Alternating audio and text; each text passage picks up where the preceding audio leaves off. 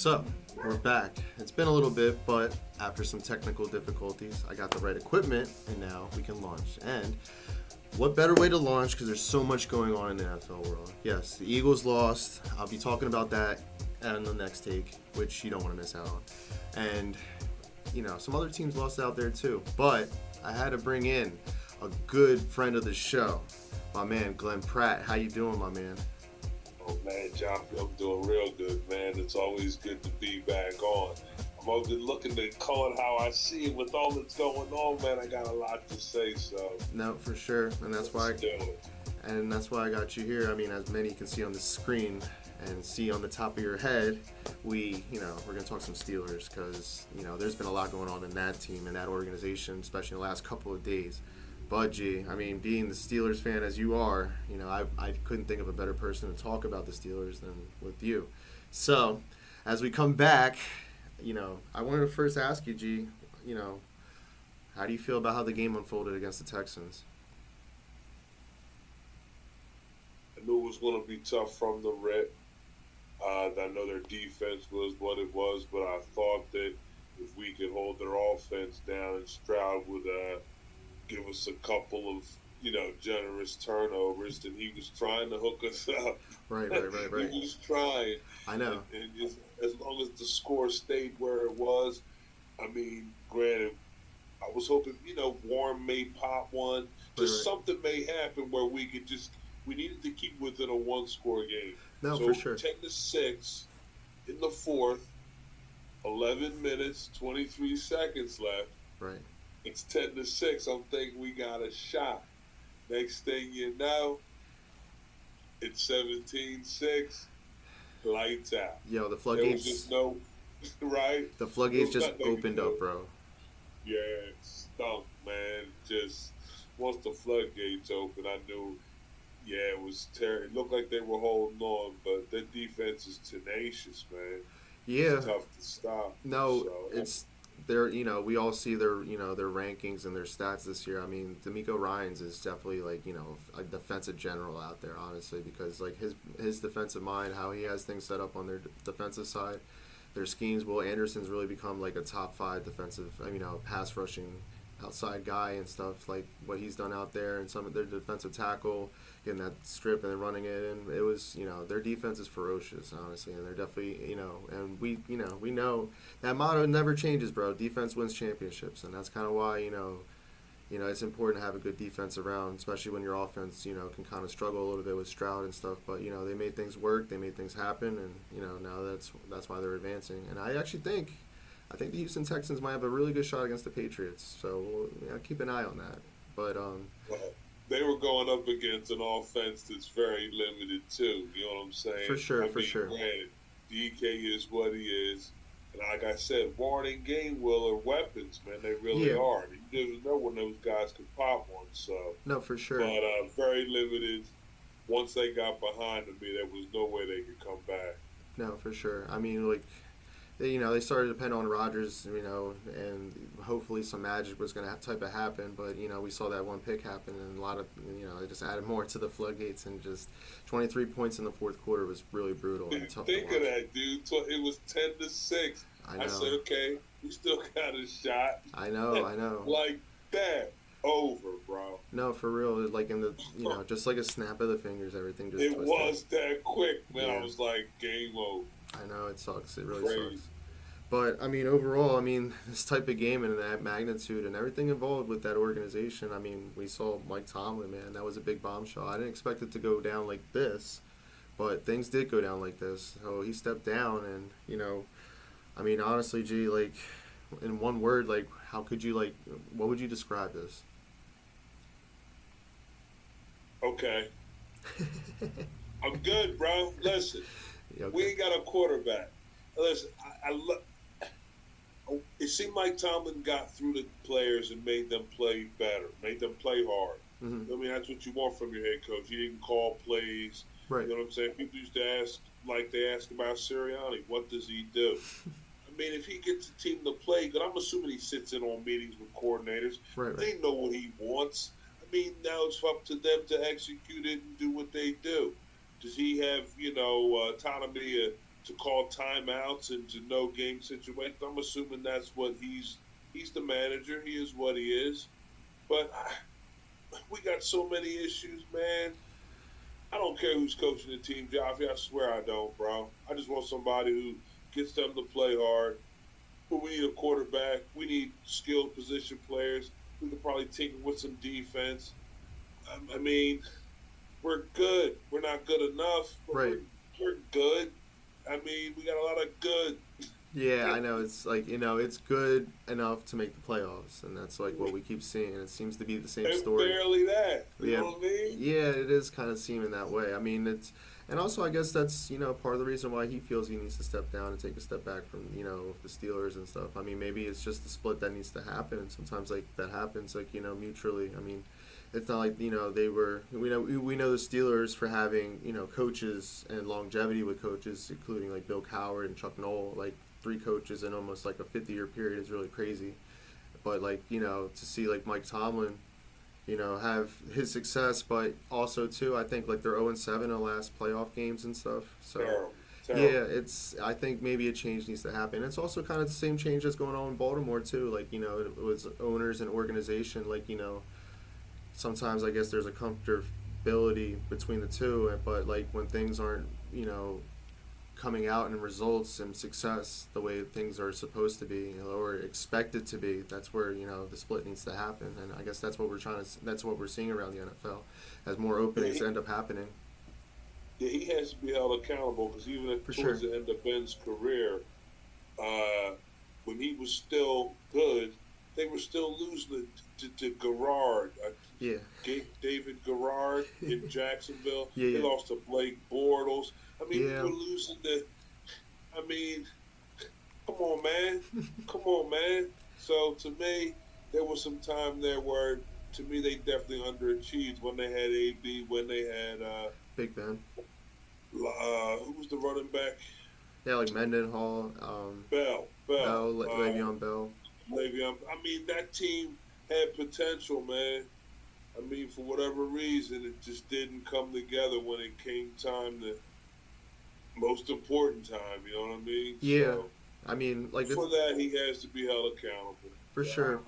It is what it is. And I guess that's kind of also a reason why he's, decided to do this too. It's just taking accountability of what it's going to be and how it's, it just seems to be the same narrative over and over. So, like, I guess it's just, like I said, I think this split will kind of be beneficial to both of them. I mean, there's rumblings about him going to TV, possibly. But, like in a situation like this, though, him stepping down, I mean, the Steelers still have, contract rights over him. So, like, it would, like for him to have another coaching gig, he would have to essentially be traded. At least that's what I've been reading and stuff.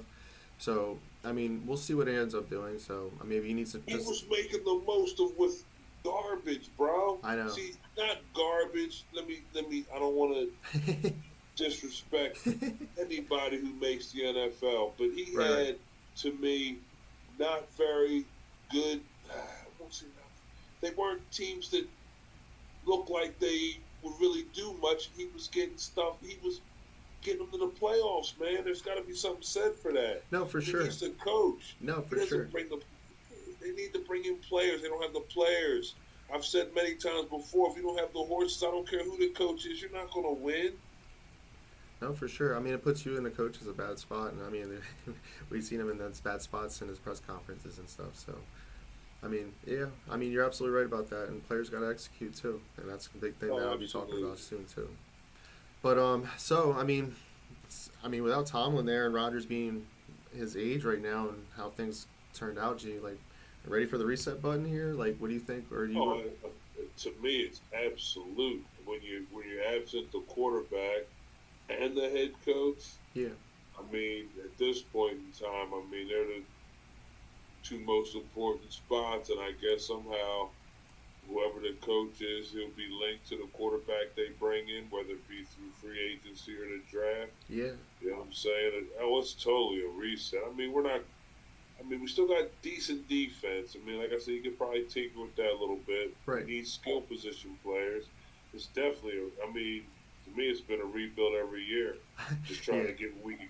just to see what we could get out of that year. You know what I'm saying? This No. is one season at a time. It's been. You know what I mean? No, for sure. Like I see that too. So, I mean, taking your swings at different quarterbacks and still. right. We didn't have the stability there, so we've been resetting almost every year. Right, for sure. I mean, and that's what I'm thinking. I mean, maybe you guys should take a swing at trying to take another quarterback. I mean, I know a couple of years ago you took a swing at Kenny Pickett in a draft that didn't really have too many good quarterbacks as we look at it now. But we're going to be picking in the 20s. yeah, and like You know what I mean? yeah, and like that's what I'm saying too. And this draft as well, it doesn't really look too quarterback savvy. So I mean, it's it's a tough spot, but I guess like as how they have to move forward. I guess they have to piece it together first. Getting a coach. I mean, they're stable at GM and stuff, but like getting a coach will be the first thing. And I guess what type of coach they get and how they want to move forward with that. I mean, I don't think we'll be seeing Mason Rudolph anymore on that roster too much anymore. Will Howard they'll probably keep around. We got a total reset. Now, he's part of the reset. Thanks, Mason. Thanks. Been real. For sure, but I mean, you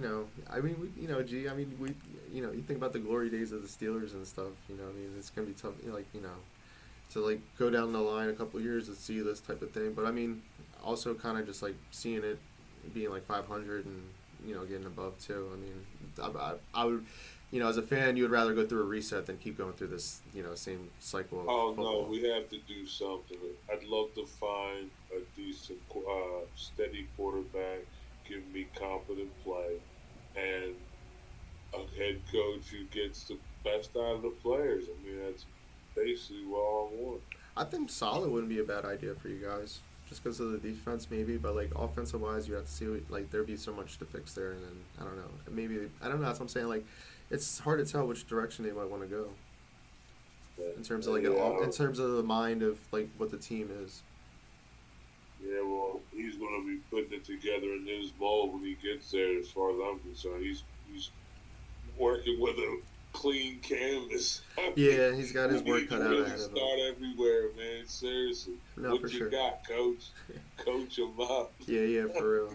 Just you want to see something out there, but to be determined. We'll see how things break down. You never know. An off season of the right moves and everything That's to it. change No everything. question. Got to see what happens. Yeah, we'll see what they got up their sleeves. But G, I appreciate you coming back on. This has been fun, man. That's what's up, man. Let's see how this all plays out, man. I love to call it how I see it, man. I appreciate you having me. No, for sure. And then, moving forward, we'll definitely be talking more about the playoffs and everything going on, too. I mean, on a bonus note here, though, G, like, what do you think coming into this to this next divisional round? I guess out of the teams left right now, I guess I'm moving sort of for Buffalo, man. I'm a Josh Allen guy. I mean, like, if not now, then when? I mean, like, you don't have Burrow, you don't have Mahomes, you don't have Lamar Jackson around. Like, you have a bunch of young teams that haven't really been here before, and you guys have been here before. So when are you gonna do it, Josh Allen, with your stupid look on your face all the time? I mean, I get it, you're Superman, but like, come on, bro. But I would say this is probably one of his weaker teams.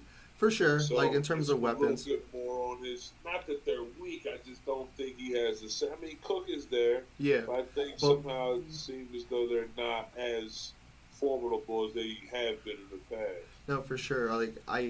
We saw what happened with Cook against Jacksonville. I mean, they totally stuffed him. And Jacksonville has a number one run defense, but like to see like how Josh Allen had to pull another one out of his hat, like he keeps doing that, bro. And then honestly, if I could make a bet out there, just like for Josh Allen to get a first down and a whole drive, I would bet on that because like I just believe he just gets like it's just just the way he like plays football and everything. He's just even with like a tush push at the end of that, like, what I mean, like that was crazy. He'll end up getting that first down and he'll keep trying and pushing. So like I said, if it's not now, then when, Josh Allen, honestly, because you have a clear road ahead of you. I know it's on the road, but maybe that might be better for you guys. Like you take the pressure off your back playing home and everything. I mean, it's always that atmosphere. You guys want to win in front of your crowd, but maybe And he's nicked up too. Yeah, I mean he's barely getting in there. He's been nicked up since he played the Eagles and probably even before that. So he's definitely But like he's also who I'm rooting for, though.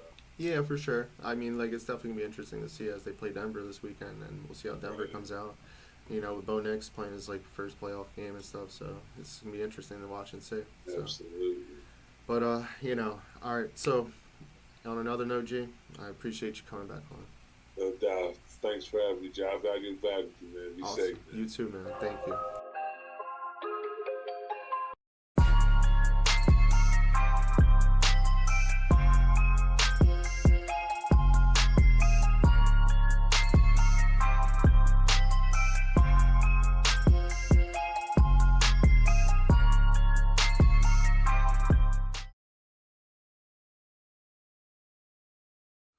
So, since we're back, I have to talk about the Eagles. Yes. My beloved Eagles, man. They fucking shit the bed. They're an SAT, a sorry ass team. They've been a sorry ass team all year, quite frankly. And actually to see them go down like this has been not a big surprise to my eyes. But it is what it is, and the Eagles went bye-bye. But I have two big Eagles fans with me in the house, and we're here to talk about what happened. So, I want to introduce them. Yes, we have Jan Carlo in the house. How you doing, Jan Carlo Esco? Welcome back to Call It How I See It.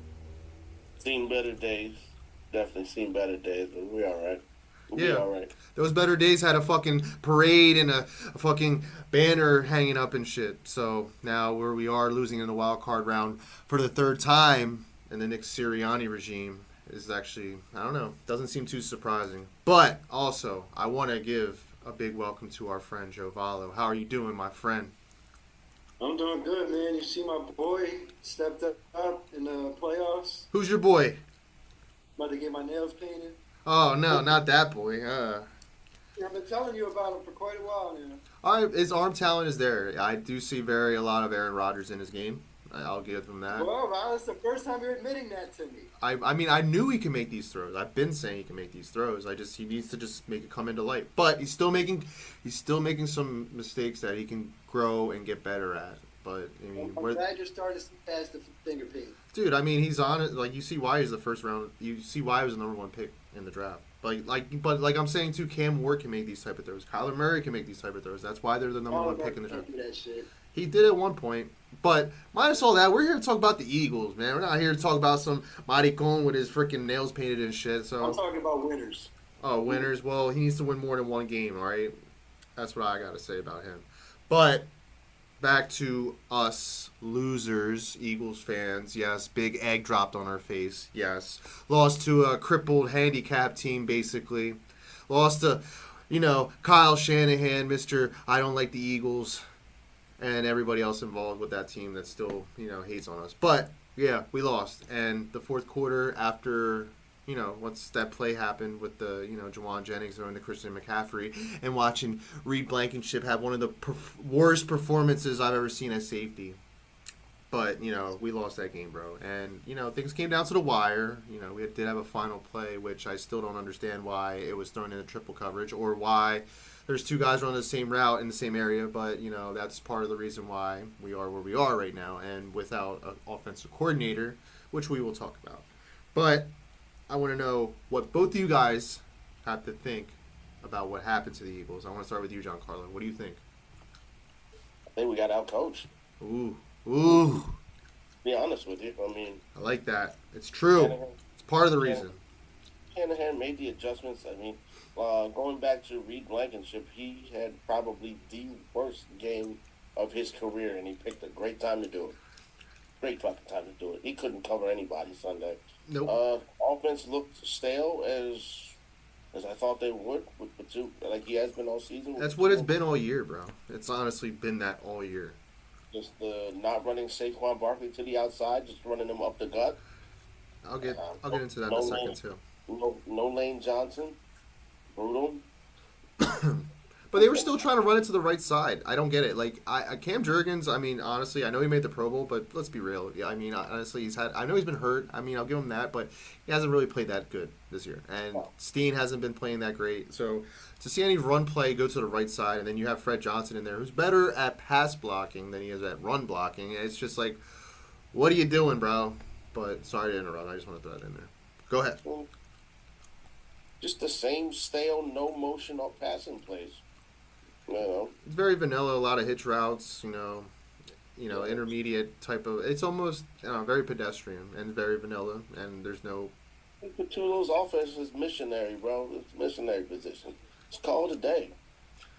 Terrible. I mean, but it's like, but this is the Eagles thing too, and it was almost destined to be disaster. I mean, like, what have we been doing the last 4 years under Nick Sirianni? We've been running the ball. There's been times where we were the number one, 2 times I believe, that we were the number one rushing offense. All right, and we just had a guy just run for 2,000 yards. So I'm trying to understand, well, what Nick Sirianni thought would be the best idea for the team to put the passing game coordinator as the offensive coordinator. I'm still trying to understand why he would even think that would be a good idea. Even Jalen Hurts commented, didn't really feel great about Putollo, but they all try to make it work this year. And now we saw what happened. And honestly, it was kind of just a season where you just crumble up a paper ball and throw it away in the trash can, because that's what I saw. And it was a big a waste on top of it, because our defense is good enough to win a championship, honestly. I mean, honestly, if our defense got a break here and there, maybe our defense would even be the number one defense. If they weren't on the fucking field so much, things would be a little bit different. But, it's just a big reason. There's so many reasons. But now I want to hear what you got to say, Joe. I think we just lost. One quarterback was playing to win the game, and our quarterback plays not to throw interceptions. Yeah, like, where's the sense of urgency? We heard Tom Brady say it, but like, also too, it seems like they get comfortable too. All right, so they punched us in the mouth first, and then we responded. I mean, given we missed the extra point right after, but like, it seems like the Eagles just played to their competition too much. At least this core of team that's been a product of Nick Sirianni. But go ahead, Joe. I mean, Brock Purdy, you see him going out there and he makes mistakes. He threw a few picks. Right. But the fact that he threw a few picks and still outplayed Jalen. Yeah. Because he was able to have the balls to go out there and make plays for his team and not be scared of making mistakes. Or Jalen Hurts doesn't anticipate shit. No. He waits until the guy gets wide open to throw it. I know. Brock Purdy will take risks and throw his guys open, and sometimes it ends up being a mistake. But I think we lost to a better quarterback, and the fact that he was playing with all backups, A.J. Brown didn't help, and Kevin Putollo didn't help either. No. But honestly, I would be okay if we drafted another quarterback to light a fire under his ass. So you think that there needs to be another quarterback added to the QB room that isn't Tanner McKee? Yeah, because you can't get rid of Jalen by trading him. No, he's not. The only way that we could do anything, and we've seen young quarterbacks come in and put up similar production to Jalen Hurts' best years. We saw Jaden Daniels come in last year and put up the same production that Jalen Hurts put up in his best year. Right.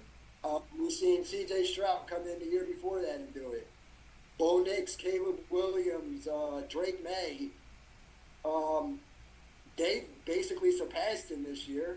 And Jackson Dart, that was a rookie, he seems to be going like at the same pace as Jalen Hurts, respectfully.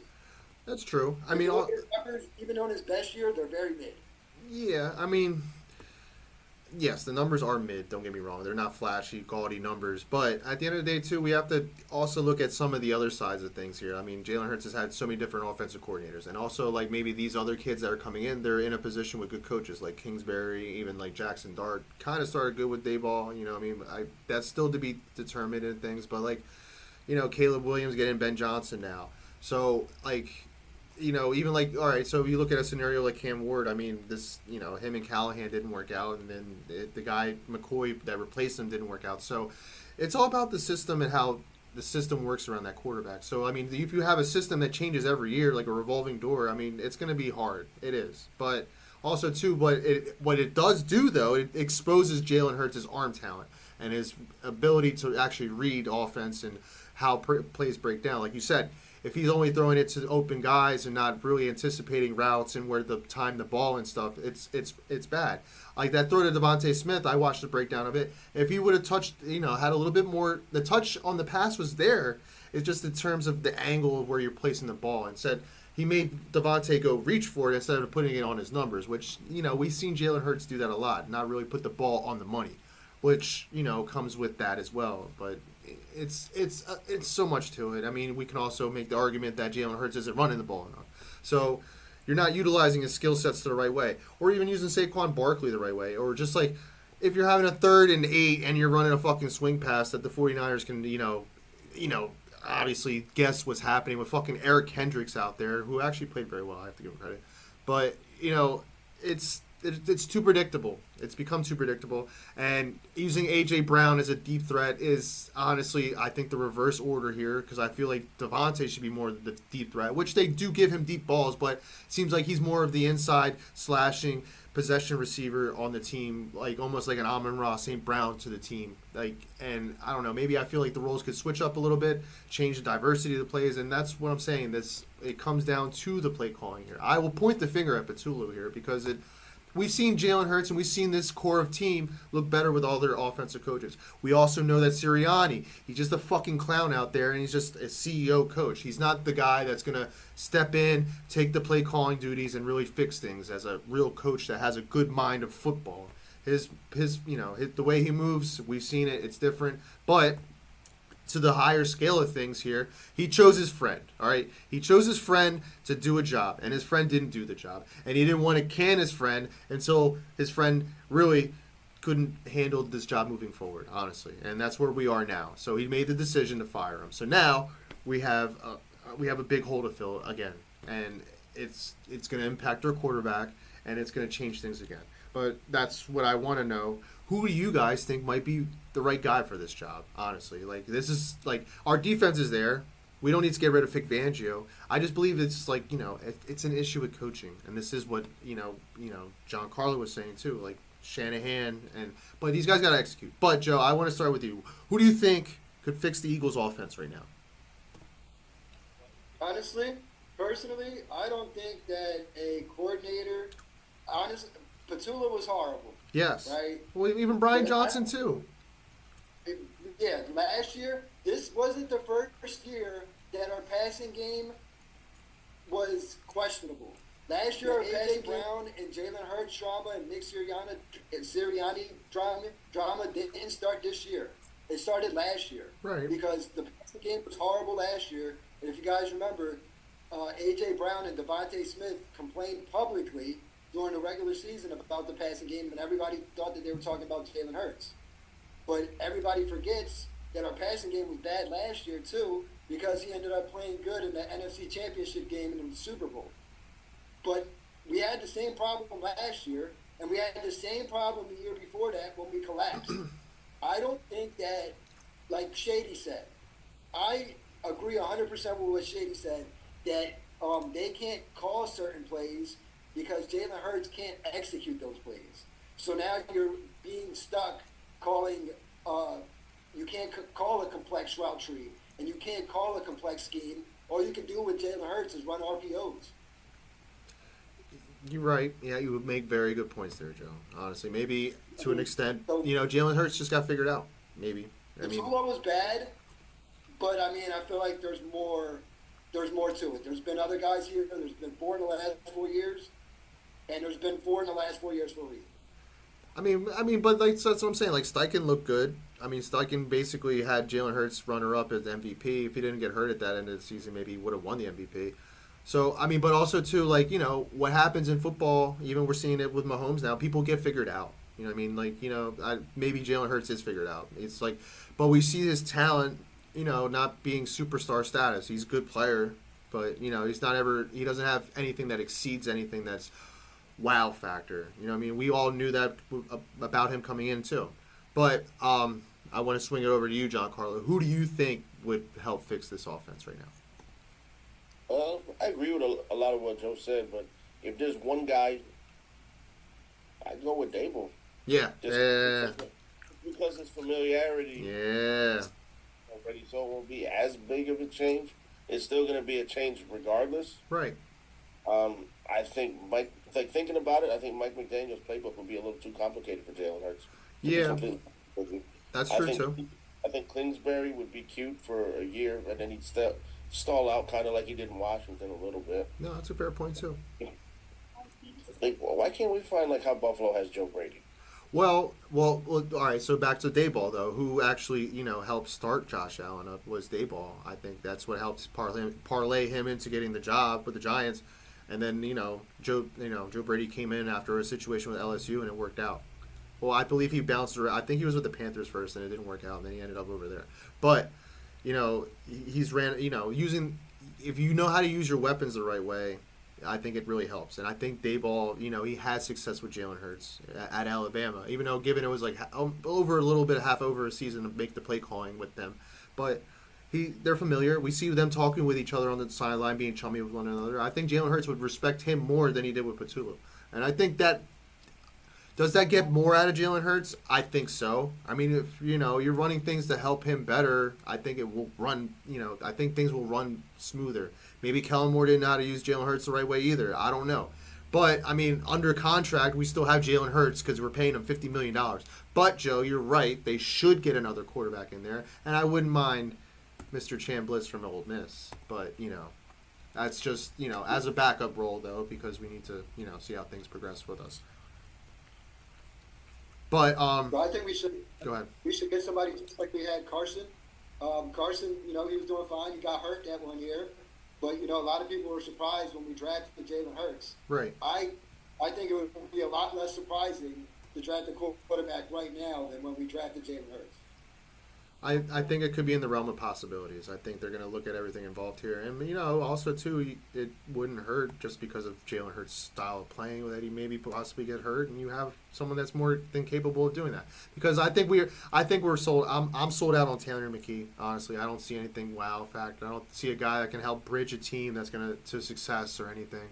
A situation like, Chambliss or some of these, another quarterback. I know this quarterback class isn't the most richest draft class, but a player like him, I see similarities in Hurts and him, and then the style of play, and maybe you can even thread the needle better than Hurts.